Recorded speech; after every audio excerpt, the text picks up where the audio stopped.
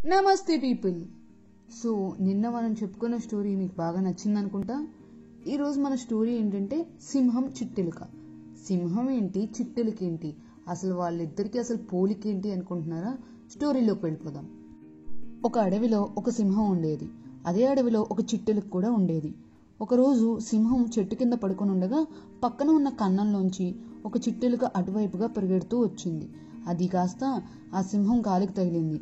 దానికి సింహం ఒక్కసారిగా పంజా విదిలించి తన కాలు కిందకి చిట్టెలుకను అదిమి పెట్టింది. అంటే చిట్టెలుకను కాలు కింద గట్టిగా పెట్టిందనమాట.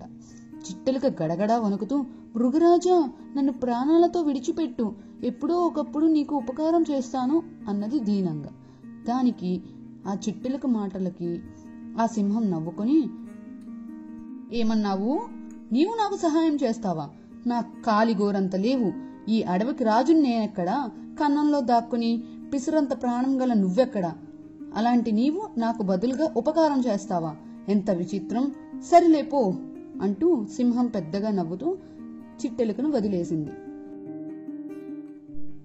కొన్నాళ్ల తర్వాత సింహం ఒక వేటగాడి వలలో చిక్కుకుంది. వలతాళ్లు చాలా గట్టిగా ఉండడంతో సింహం ఎంత గింజుకున్నా తప్పించుకోలేకపోయింది. అప్పుడు ఆ సింహం ఆలోచనలో పడింది.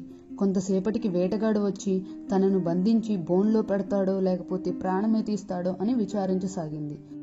ఇంతలో అటువైపుగా పరిగెడుతున్న చిట్టెలుక సింహం దీన పరిస్థితిని చూసి అయ్యో పాపం అని జాలిపడింది. వలతాళ్లను తన వాడిదంతంతో అంటే తన పళ్లతో గబగబా కొరకసాగింది. అది చూసి సింహం ఆశ్చర్యపోయింది, సంతోషించింది కూడా. చిట్టెలుక వలతాళ్లు కొరకడం వల్ల సింహం బయటపడింది. చిట్టెలుక మొహం చూడడానికి కూడా సింహానికి సిగ్గువేసింది. ఒకనాడు నేను నిన్ను నా కాలిగోటితో సమానమన్నాను, ఈసడించుకున్నాను, అంటే చిరాకు పడ్డాను. ఈరోజు నీవే నా ప్రాణం కాపాడావు, నన్ను క్షమించు అన్నది సింహం. ఆనాటి నుండి అవి ఎంతో స్నేహంగా జీవించసాగాయి.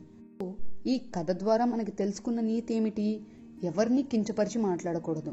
చిన్నవాళ్లైనా పెద్దవాళ్లైనా ఎవరి వాల్యూ వాళ్ళకుంటుంది. మనం ఎప్పుడు ఏ స్టేజ్కి ఎలా వెళ్తామో అన్నది మనకే తెలియదు. ఎంతో ఎత్తులో పై స్థాయిలో ఉన్నవాళ్ళు ఒక్కసారిగా పడిపోవచ్చు, కింద స్థాయిలో ఉన్నవాళ్ళు ఎప్పుడో ఒకసారి పై స్థాయికి ఎదగొచ్చు. సో ఎవరు ఎవరిని తక్కువ చేసి మాట్లాడకూడదు. ఇందులో ఇచ్చిన నీతి ఏమిటంటే ఎంత చిన్నవారైనా సరే కించపరచనే కూడదు. సో పిల్లలు, ఇంకా ప్రీవియస్ కథలు విన్నారా లేదా? వినకపోతే చూసేయండి, వినండి. లైక్, షేర్, సబ్స్క్రైబ్, కామెంట్ బాక్స్లో కామెంట్ చేయండి. పక్కనున్న బెల్ ఐకాన్ టచ్ చేయండి. బాయ్.